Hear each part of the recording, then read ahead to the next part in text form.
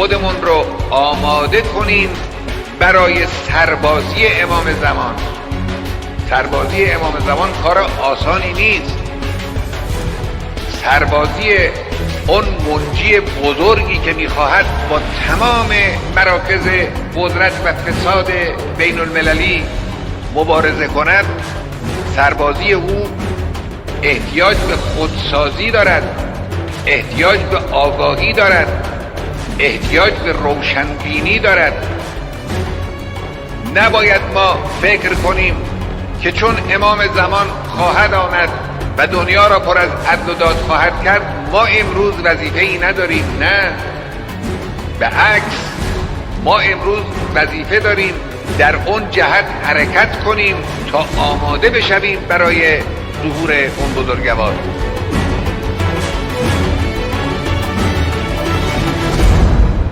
سربازی امام زمان کار آسانی نیست.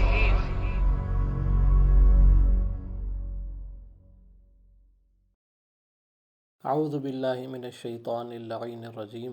بسم اللہ الرحمن الرحیم. الحمد للہ رب العالمین والصلاة والسلام علی رسول اللہ وعلی آلہ الطیبین الطاہرین المعصومین المظلومین.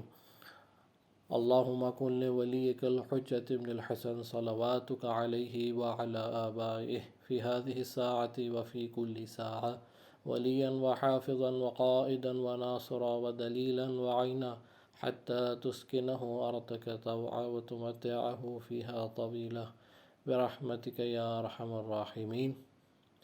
بہت شکریہ ناظرین، ایک دفعہ پھر ہمیں جوائن کرنے کا. یہ سلسلہ نظریہ انتظار کے موضوع پر ہم آپ کی خدمت میں پیش کر رہے ہیں. بہت ہی اہم اور حساس اور دلچسپ موضوع ہے یقیناً آج کے دور میں کہ جو ہم ظہور سے بہت نزدیک ہو چکے ہیں. ہمیں گہرائی سے اس موضوع پہ دیکھنا ہوا کہ آیا ہم واقعاً انتظار کی راہ پر صحیح طرح گامزن ہیں یا نہیں ہیں. ہم نے کہ پچھلے درس میں مکتب تشیع اور نظریہ انتظار کی خصوصیات پر جو ہے آپ کے سامنے گفتگو کی. اس کے مختلف پہلو جو ہے آج ہم نے بیان کیے تھے پچھلے درس میں. آج ہم اس حوالے سے گفتگو کریں گے کہ جو نظریہ انتظار ہے مکتب تشیع میں، اس کے ماخذ اور دلائل کیا ہیں ہمارے پاس.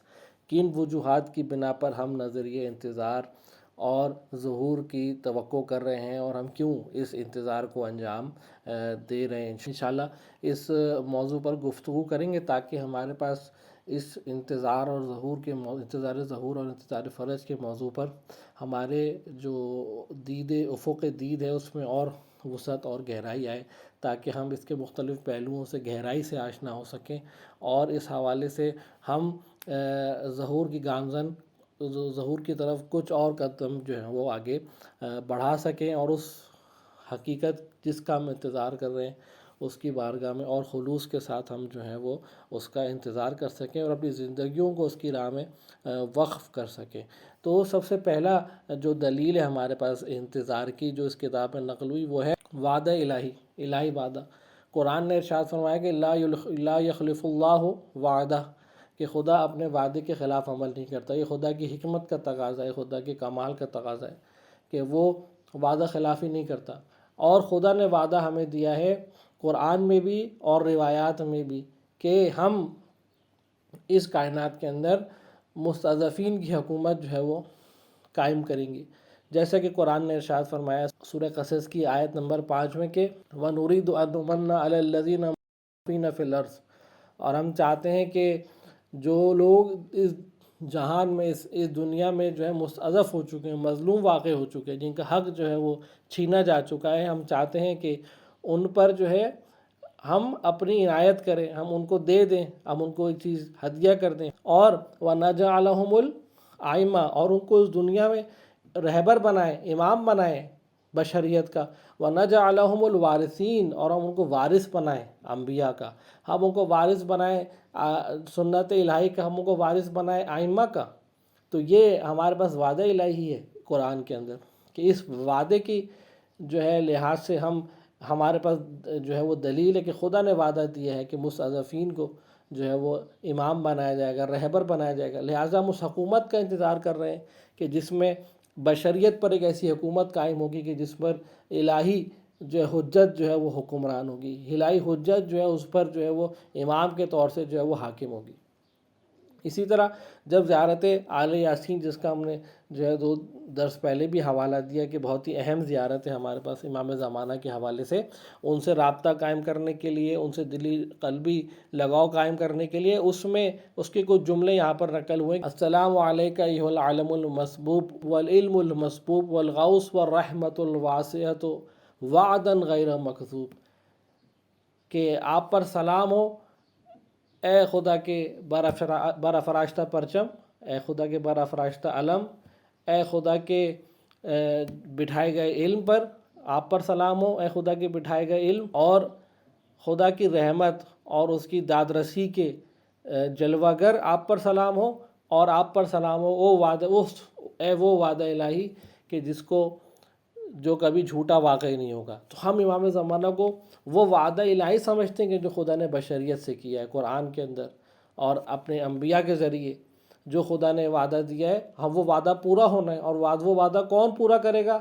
اس کے لیے یقیناً حجت الہی کی ضرورت ہے، اور وہ حجت الہی کوئی نہیں ہو سکتا مگر یہ کہ جو ہمارے امام کا ہمارے پاس مفہوم ہے، ہمارے مکتب تشیع میں جو تصور ہے امام کا، صرف وہی اس علم کو اٹھا سکتا ہے، خدا کے اس علم کو اٹھا سکتا ہے، اور خدا کے اس وعدے کا مصداق بن سکتا ہے کہ قرآن نے ارشاد فرمایا کہ بقیت اللہ خیر لکم ان کنتم مؤمنین، بقیت اللہ جو ذخیرہ خدا ہے، جس کو خدا نے ذخیرہ کیا ہوا ہے، تمہارے لیے خیر ہے اگر تم ایمان والے بن جاؤ۔ یہاں پر ایک اور اس موضوع سے جڑے ہوئے ایک اہم نقطے کی طرف ارشاد فرما رہے ہیں، ایک نقطے کی طرف اشارہ فرما رہے ہیں رہبر معظم کہ یہ انقلاب اسلامی بھی جو ہے اس وعدہ الہی جو خدا نے قرآن میں دیا ہے اور روایات میں دیا ہے، اس کی ایک چھوٹی سی کڑی ہے۔ اس کے لیے دلیل کیا لے کر آ رہے ہیں؟ یہاں پر واقعہ نقل کرتے ہیں حضرت موسیٰ کا، کہ جب حضرت موسیٰ کی ماں سے پر خداوند متعال نے جو ہے وہ وحی کی اور ارشاد کیا قرآن نے کہ وَأَوْحَيْنَا إِلَىٰ أُمِّ مُوسَىٰ، ہم نے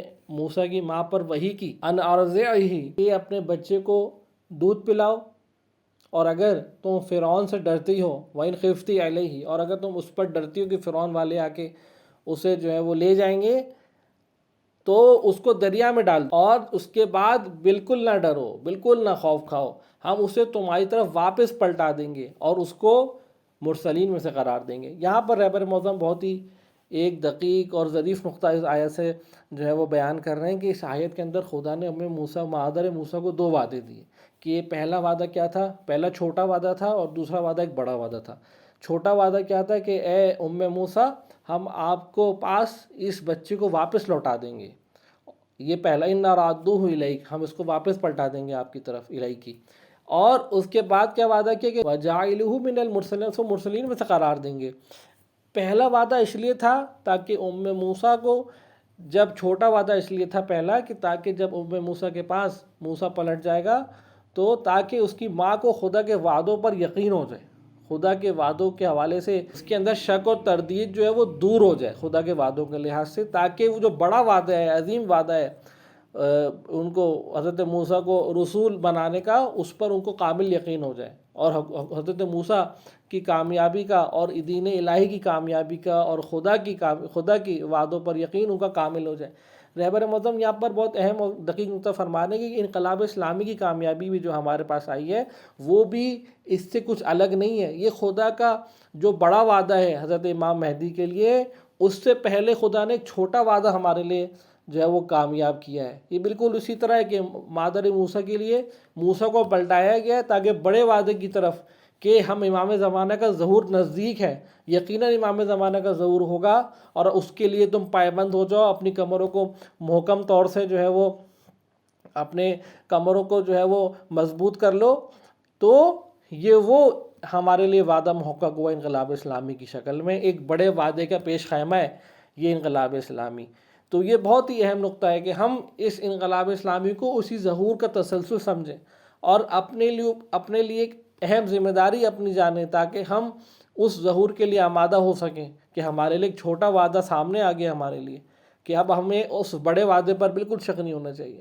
تو یہ پہلا جو ہے وہ دلیل تھی ہمارے پاس انتظار کی، اور پہلا جو ہے جو ہمارے پاس ماخذ تھا انتظار کا مکتب تشیع میں۔ دوسرا جو دلیل یہاں پر نقل ہو رہی ہے کہ ہم انتظار مکتب تشیع میں کیوں انتظار کے قائل ہیں، دوسرا جو عنصر ہے وہ ہے اصل عدالت، یعنی اس کا مراد یہ ہے کہ خداوند متعال نے انبیاء کو بھیجا تھا، قرآن میں فرمایا کہ ہم نے شریعت الہیہ کیوں بھیجی، وَأَنزَلْنَا مَعَهُمُ الْكِتَابَ وَالْمِيزَانَ لِيَقُومَ النَّاسُ بِالْقِسْطِ، تاکہ وہ عدالت قائم کر سکیں۔ اب اگر یہ عدالت اس دنیا میں جب تک بطور مطلق قائم نہیں ہوگی، جب تک خدا کا اس دنیا میں شریعت الہیہ کو جب تک خدا کا اس دنیا میں شریعت الہیہ کو بھیجنے کا ہدف پورا نہیں ہوگا، اور خدا کوئی کام عبث نہیں کرتا، یقیناً اس عمل کو ایک منطقی نتیجے تک پہنچنا ہے، اور وہ نتیجہ جس کا خدا نے خبر دی ہے وہ کیا، عدالت کا قائم ہونا۔ اس دنیا کے اندر عدالت کو قائم ہونا ہے ہر لحاظ سے، یہ خدا کا وعدہ ہے، اور خدا کا وعدہ جو ہے کبھی جھوٹا نہیں ہوتا، کبھی آدھا نہیں ہوتا، ادھورا نہیں رہتا۔ عدالت کو قائم ہونا ہے، ظلم کے بادل چھٹنے، جب عدالت قائم ہوگی، ظلم کے بادل چھٹیں گے تو بشریت کو ایک ایسے رہنما کی ضرورت ہوگی جو عادل ترین ہو، جو معصوم ہو، جو کسی پہ ظلم نہ کرتا ہو، جو کبھی بھی خدا کی نافرمانی نہ کر سکتا ہو، اور وہ کوئی نہیں ہے، صرف امام مہدی علیہ السلام ہے۔ اور یہ صرف مکتب تشیع کے پاس ایک ایسا تصور ہے کہ جو دنیا کے اندر عدالت کو قائم کرنے کے خدا کے وعدے پر پورا اترتا ہے، ورنہ کوئی اور مکتب کے پاس ایسا تصور نہیں ہے، کیونکہ کسی کا کوئی ایسا مکتب قائل نہیں ہے کہ ہمارا رہبر یا ہمارا رہنما معصوم ہے اور وہ کسی پر ظلم نہیں کرے گا اور وہ خدا کی کبھی نافرمانی نہیں کرے گا۔ تو یقیناً اس قرآنی وعدے کا مصداق صرف اور صرف امام مہدی علیہ السلام کی ذات ہے، اور ہم اس وعدے کا انتظار کر رہے ہیں، کیونکہ خدا نے جو ہے عدالت کی عدل و انصاف کی برقراری کا وعدہ دیا ہے اس کائنات کے اندر انبیاء کو، اور انبیاء شریعت الہیہ کے مقصد کو یہ بیان فرمایا ہے۔ اس کے علاوہ جو تیسرا جو دلیل ہے ہمارے پاس انتظار کی، اور جو ماخذ ہے انتظار کا ہمارے پاس، انتظار ظہور کا مکتب تشیع میں، وہ ہے انسانی فطرت کا تقاضا۔ انسانی فطرت کا تقاضا کیا ہے؟ انسانی فطرت کا تقاضا ہے کمال کی طرف حرکت، آگے ہی آگے بڑھتے رہنا، کبھی بس نہ کرنا، ایک سیڑھی سے اگلی سیڑھی کو طے کرنا، کسی خاص مقام پر آ کر بس نہ کرنا، یہ انسانی فطرت کا تقاضا ہے۔ انسانی فطرت کا اندر سے تقاضا یہ ہے کہ انسان اس کمال کی راہیں طے کرتا رہے یہاں تک کہ اس کمال لامحدود تک پہنچ جائے جو ذات خداوند متعال ہے، اس سے قرب اختیار کرے۔ اس سے پہلے ذات فطرت انسانی کسی اور چیز پر راضی نہیں ہوتی، انسانی چیز ہمیشہ بہتری کی، انسانی فطرت ہمیشہ بہتری کی تلاش کر رہی ہوتی ہے، اور جو لوگ غلط اہداف کے پیچھے چلے جاتے ہیں اس کی وجہ بھی یہ ہوتی ہے کہ ان غلط اہداف کو اپنے لیے اچھا سمجھ رہے ہوتے ہیں۔ انسان جو عمل کا انجام دیتا ہے وہ اپنے لیے اچھا سمجھ کے انجام دیتا ہے، کوئی انسان اپنا برا نہیں چاہتا فطرت کے لحاظ سے، فطرتی طور سے۔ وہ الگ بات ہے کہ اچھے اور برے کے مصداق میں وہ غلطی کر بیٹھتا ہے۔ لہٰذا انسانی فطرت کا تقاضا یہ کہ ہر انسان کمال کے پیچھے ہے، ہر انسان اچھے سے اچھے کے پیچھے ہے۔ لہٰذا انسانی فطرت کا تقاضا یہ کہ وہ ہمیشہ ایک ایسی دنیا کے پیچھے ہو کہ جو ہمیشہ ظلم و ستم سے پاک ہو، جو دنیا کے اندر بہشت ہو، جو دنیا کے اندر ایک جنت کا نمونہ ہو۔ یہ انسانی فطرت کا تقاضا ہے۔ اس لیے انسانی فطرت ایک ایسے نجات دہندہ کا جو ہے انتظار کر رہی ہے کہ جو اس دنیا کو جنت میں بدلے گا، ظلم و ستم کے بادلوں کو کنارہ کر دے گا، پچھاڑ دے گا، اور عدالت کے، عدل و انصاف کے بادل اس دنیا میں جو ہے وہ قائم ہو جائیں گے۔ یہ انسانی فطرت کی آواز ہے، کسی خاص مذہب سے اس کا کوئی تعلق نہیں ہے، کسی خاص دین سے یا اعتقاد سے اس کا تعلق نہیں ہے۔ جب بھی ہم نے کل آپ کی خدمت پیش کیا کہ آپ دیکھ سکتے ہیں کہ آج کل موویز میں بھی، کارٹونز میں بھی جو ایک انسانی فطرت ہمیں نظر آ رہی ہے، تڑپ ہمیں نظر آ رہی ہے، پیاس ہمیں نظر آ رہی ہے کہ انسانی فطرت ایک انتظار کر رہی ہے ایک نجات دہندہ کا۔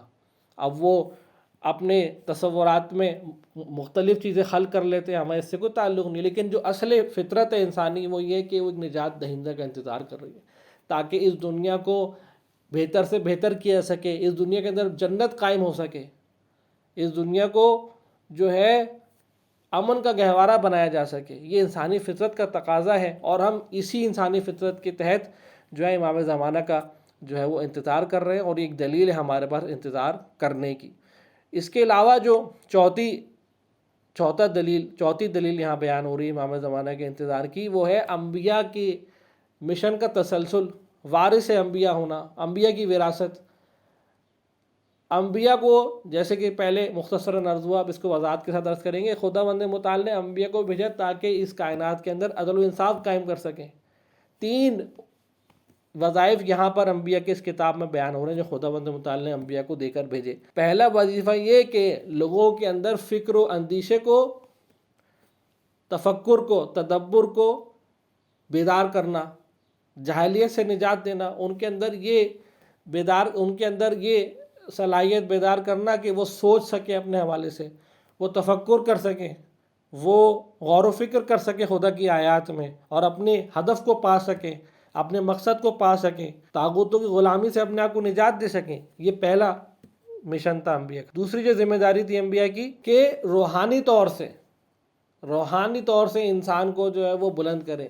ایک طرف اس کی فکری تربیت کریں، ایک طرف اس کی اعتقادی تربیت کریں، فکری لحاظ سے اسے مضبوط کریں. دوسرا روحانی طور سے، یہ دوسری ذمہ داری، روحانی طور سے اسے مضبوط کریں، تزکیہ کریں اس کو اس منزل تک لے کر جائیں روحانی طور سے جس منزل کے لیے وہ اہل ہے. اور تیسرا جو مقصد تھا انبیاء کا وہ تھا جو انہوں نے وعدہ دیا کہ ہم ایک ایسا معاشرہ قائم کریں گے کہ جو ظلم و ستم سے پاک ہوگا، جو عدل و انصاف سے جو ہے وہ پر ہوگا، جس میں کسی کی کوئی حق تلفی نہیں ہوگی. انسانیت اپنے مقام پر جو ہے اس میں اپنا مقام حاصل کرے گی، بشریت اپنا مقام اس میں حاصل کرے گی. تو وہ انبیاء 1,24,000 انبیاء نے جو وعدہ دیا ہے اس وعدے کو کون پورا کرے گا؟ اس مشن کو کون پورا کرے گا؟ جو زحمتیں انبیاء نے اٹھائی ہیں، جو ان کے اوصیاء نے زحمتیں اٹھائی ہیں، خون دیے، قربانیاں دی، شہادتیں دی ہیں، ان کا نتیجہ کون دے گا؟ ان کا نتیجہ ہمیں ملے گا. اور وہ کس کی شکل میں ملے گا؟ امام زمانہ علیہ السلام کی شکل میں. وہ جو معاشرہ قائم کریں گے، بہترین انسانی معاشرہ قائم کریں گے جس کی طرف انبیاء نے رہنمائی کی ہے مدینہ فاضلہ کہہ کر. مدینہ فاضلہ کا کانسیپٹ یہی ہے، وہ انبیاء نے رہنمائی دی ہے. اور وہ اس کو کون پورا کرے گا؟ امام زمانہ پورا کریں گے. یقیناً وہ وعدہ ادھورا نہیں رہے گا، خدا کا وعدہ ہے. تو یہ انبیاء کا تسلسل، انبیاء کی وراثت، انبیاء کے مشن کا تسلسل، یہ ایک ہمارے پاس دلیل ہے امام زمانہ کے انتظار کی. جیسے کہ سورہ اعراف میں جو ہے آیت نمبر 157 میں خداوند متعال پیغمبر گرامی کے حوالے سے عرض کر رہا ہے کہ وَيَضَعُ عَنْهُمْ عِسْرَهُمْ وَالْأَغْلَالَ الَّتِي كَانَتْ عَلَيْهِمْ، کہ ہم نے اس پیغمبر کو بھیجا تاکہ ان کے گردن سے وہ توق اور زنجیریں ہٹا سکے جو اس سے پہلے ان کے اوپر جو ہے وہ باندھ دی گئی تھی، رکھ دی گئی تھی. ان کو آزاد، پیغمبر بشریت کو آزاد کرانے آئے تھے. تو آیا بشریت ابھی آزاد ہو گئی ظلم و ستم سے، طاغوت سے؟ نہیں. یہ مشن جاری ہے انشاءاللہ. اور یہ مشن کو کون پورا کرے گا؟ یقیناً ایک عام انسان پورا نہیں کر سکتا جو خود خطا کا پتلا ہو، جس کا معلوم نہ ہو کہ وہ کسی بھی وقت خطا کر سکتا ہے. اس کے لیے ضروری ہے کہ ایسا انسان ہو کہ جو خطا سے پاک ہو، خدا کی بارگاہ میں ایک عبد کامل ہو، تاکہ وہ دوسرے لوگوں کو، انسانیت کو شیطان کے چنگل سے، طاغوتوں کے چنگل سے نجات دے سکے. اس کے علاوہ جو 5ویں ہمارے پاس دلیل انتظار کی وہ یہ کہ باطل پر حق کے غلبے کی جو سنت الہی ہے. سنت الہیہ یہ کہ ہمیشہ حق باطل پر غلبہ پاتا ہے. وجاء الحق زہق الباطل، قرآن نے فرمایا وجاء الحق وزہق الباطل، کہ حق آ گیا اور باطل چلا گیا. یہ سنت الہیہ ہے کہ حق پر، کہ باطل پر حق کا غلبہ. کہ اگر یہ سنت الہیہ پورا نہ ہو تو یہ دنیا کا خلقت کا مقصد عبث ہو جائے گا. یہ دنیا کی خلقت جو ہے وہ لغو و لعب ہو جائے گی کہ اگر حق باطل پر غلبہ حاصل نہ کر سکے. یقیناً حق کو باطل پر غلبہ حاصل کرنا ہے، کیونکہ حق حق ہے، باطل باطل ہے. باطل ان الباطل کان زہوقا، باطل مٹنے والا ہے، باطل کی کوئی حیثیت نہیں ہے. اصل جو حقیقت پائی جاتی ہے وہ حق ہے، اس کو غالب ہونا ہے. اور وہ کب غالب ہوگا؟ کہ جب حق کا پرچم دار آئے گا، جب حق کا آئینہ دار آئے گا. جو ہستی خود حق کی آئینہ دار ہوگی وہی حق کو غالب کر سکے گی. حق کیوں اب تک غالب نہیں ہوا؟ اس لیے کہ جو حق کے پرچم دار تھے دنیا نے ان کو پہچانا نہیں. پہچانا تو ان پر ظلم و ستم کے پہاڑ توڑ دیے، ان کو شہید کر دیا، ان کا ساتھ چھوڑ دیا. لیکن اگر جو آخری پرچم دار ہے حق کا وہ آئے گا، اس کی نصرت کی جائے گی، تو وہ حق کا کامل غلبہ کرے گا باطل پر، اور وعدہ الہی کامل طور سے اپنا پورا ہوگا کہ حق کا غلبہ ہو جائے گا. وہ سنت الہیہ جو ہے کامل طور سے پوری ہوگی. جو چھٹا دلیل ہے ہمارے پاس امام زمانہ کے انتظار کی کہ ہم کیوں مکتب تشیع میں انتظار کے قائل ہیں اتنی سنجیدگی سے، وہ ہے ہر سختی کے بعد آسانی کی سنت الہی، ان مع العسر یسرا، کہ ہر سختی کے ساتھ آسانی ہے، قرآن نے ارشاد فرمایا۔ یہ ایک سنت الہیہ ہے کہ ہر مشکل کے بعد ایک فرج ہے، ہر مشکل کے ساتھ ایک فرج ہے۔ تو خود یہ امام زمانہ علیہ السلام کا جو فرج کا انتظار ہے وہ سخت عسر کے بعد یسر کا انتظار ہے، سختی کے بعد آسانی کا انتظار ہے۔ جیسے کہ دروس کے شروع میں جو ہم نے مقدمہ باندھا تھا، آپ کے سامنے بیان کیا تھا کہ یہ دنیا تاریکی میں ڈوبی ہوئی ہے، ہر لحاظ سے تاریکی ہے، ہر جگہ، اخلاقیات کی، رنگ و نسل کی، زبان کی، علم کی جہالیت ہے، ہر طرح سے دنیا تاریکی میں ڈوبی ہوئی۔ جس نقطے پر آپ اس دنیا میں انگلی رکھیں گے آپ کو تاریکیوں کے بادل ملیں گے، ہر لحاظ سے۔ ٹیکنالوجی اور سائنس میں پیش رفت ہونے کے باوجود آپ دیکھیں گے دنیا روز بروز جتنی ٹیکنالوجی میں ترقی کر رہی ہے اتنے ہی روز بروز تاریکیوں میں جا رہی ہے۔ تو اس کے بعد جو خدا کا سنت الہیہ ہے کہ ہر مشکل کے بعد آسانی ہے، تو وہ بھی ہمارے لیے دلیل بنتی ہے کہ یقیناً آسانی اور مشکلات کا حل موجود ہے، خدا نے وعدہ دیا ہے، اور یہ ہمیشہ تاریخ میں خدا کی سنت رہی ہے کہ ہر قوم نے جب بھی سختیوں کے بادل اٹھائے اس کے بعد ان کے لیے ایک آسانی آئی، ایک منجی، نجات دہندہ آیا، رسول کی شکل میں، نبی کی شکل میں، امام کی شکل میں، وسیع کی شکل میں نبی کے۔ تو یہ جو ہے ایک ہمارے پاس چھٹی دلیل۔ اور ساتویں دلیل تواتر یعنی کیا کہ اتنی تواتر سے امام زمانہ کے ظہور کے حوالے سے حدیثیں ہمارے پاس جو ہے روایات موجود ہیں کہ کوئی بھی اسلامی فرقہ، کوئی بھی معتبر عالم دین کسی بھی فرقے اسلامی سے تعلق رکھتا ہو وہ نظریہ مہدویت کو رد نہیں کر سکتا۔ سب کے سب امام مہدی پر جو ہے متفق ہیں۔ یہ الگ بات ہے کہ امام مہدی کون ہے، کیسے آئیں گے، شرائط کیا ہوں گی، اس پر اختلاف، لیکن خود نظریہ مہدویت پر کوئی اختلاف نہیں ہے سارے اسلامی مذاہب میں بلا تفریق۔ اس کو کہتے ہیں تواتر، کہ حدیث، اتنی احادیث اور خبریں پیغمبر کی طرف سے اور ائمہ کی طرف سے اتنی زیادہ موجود ہوں کہ کسی اور شک کی گنجائش نہ رہے، اتنی احادیث آ چکی ہوں۔ اور اسی لیے ہم دیکھتے ہیں کہ کوئی بھی فرقہ اور کوئی بھی معتبر عالم اس نظریہ مہدویت کو رد نہیں کرتا، بلکہ آج کل اور پچھلے زمانوں میں ہر کچھ عرصے بعد ایک شخص کسی نہ کسی فرقے سے، کسی نہ کسی دنیا کے نقطے سے بلند ہوتا ہے اور مہدویت کا جو ہے وہ نعرہ لگاتا ہے کہ میں وہ امام مہدی ہوں جس کا وعدہ کیا گیا ہے۔ بہرحال ایک تو یہ، دوسرے کہ یہ تو اسلامی فرقوں کی بات ہے، دوسرے کہ سارے ادیان ابراہیمی، سارے الہی ادیان میں بھی ایک نجات دہندے کا تصور پایا جاتا ہے کسی نہ کسی طرح سے۔ یہ خود ہمارے لیے یہ بات جو ہے وہ ہمارے لیے باعث تقویت ہے ہمارے نظریے کے، کہ ہر انسان جو بھی دین سے جڑا ہوا ہے، چاہے وہ اسلامی دین ہو، اسلامی دین میں اسلامی فرقے ہوں، چاہے وہ ادیان ابراہیم ہو، کسی نہ کسی طرح ایک نجات دہندہ کا جو ہے وہ انتظار کر رہے ہیں۔ اس کو کہتے ہیں تواتر، کہ اس میں اب کسی شک کی گنجائش نہیں ہے کہ اس دنیا کے اندر ایک نجات دہندہ آئے گا۔ اب اختلاف کس بات پر ہے؟ اختلاف اس بات پر ہے کہ وہ شخصیت کون ہوگی، اس کی خصوصیات کیا ہوں گی، شرائط کیا ہوں گی۔ اور یقیناً جو قرآن کی، جیسے ہم نے ابھی آج کے درس میں کہا، قرآن کے جو وعدے ہیں، قرآن نے جو وعدے دیے ہیں اس کے مطابق جو شخصیت جو ہے وہ اس کا مصداق ہوگی وعدہ الہی کا، وہ مکتب تشیع میں جو امامت کا تصور ہے اس کے علاوہ کوئی نہیں ہو سکتا، کیونکہ جو سنگین ذمہ داریاں ہیں، جو حق کا باطل پر غلبہ ہے، جو دنیا کو جنت میں تبدیل کرنا ہے، جو دنیا کو امن کا گہوارہ بنانا ہے، جو دنیا کو جو ہے وہ وراثتیں لوٹانا ہے انبیاء کی، ہدایت کی طرف لے کے جانا ہے، دنیا بشریت کو کمال کی طرف لے کر جانا ہے، وہ صرف ایک ذات معصوم جو ہے اس کی اہلیت رکھتی ہے۔ کوئی غیر معصوم جس کا خود پیر لڑکھڑا سکتا ہو، وہ کس طرح اس سنگین ذمہ داری کو انجام دے سکتا ہے؟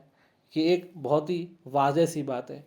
جی ناظرین، تو یہ ہمارے پاس اس حوالے سے آج کے درس میں آپ کے لیے معروضات تھے کہ جس میں ہم نے مکتب تشیع کے اندر انتظار کے دلائل اور ماخذ پر ہم نے گفتگو کی۔ اس میں بعض دلائل جو تھے وہ کسی عقلی دلائل تھے، کسی خاص مذہب سے یا کسی خاص دین سے اس کا کوئی تعلق نہیں تھا، صرف ایک انسانی عقل جو ہوگی، ہر انسانی عقل ان دلائل پر جو ہے وہ بعض دلائل پر جو ہے وہ اکتفا کرے گی اور جو ہے وہ تسلیم ہو جائے گی، اور بعض جو دلائل تھے وہ ہمارے دینی اور روایات اور آیات سے جو ہے وہ ہم نے اخذ کی۔ انشاءاللہ کہ امید ہے کہ یہ آبھاس آپ کے لیے جو ہے وہ فائدہ مند اور مفید ثابت ہوئی ہوں گی۔ انشاءاللہ اپنے فیڈ بیک سے ہمیں آگاہ کرتے رہیے گا۔ جب تک اگلے درس کے لیے اجازت دیجیے، والسلام علیکم ورحمۃ اللہ وبرکاتہ۔ خودمون رو آماده کنیم برای سربازی امام زمان.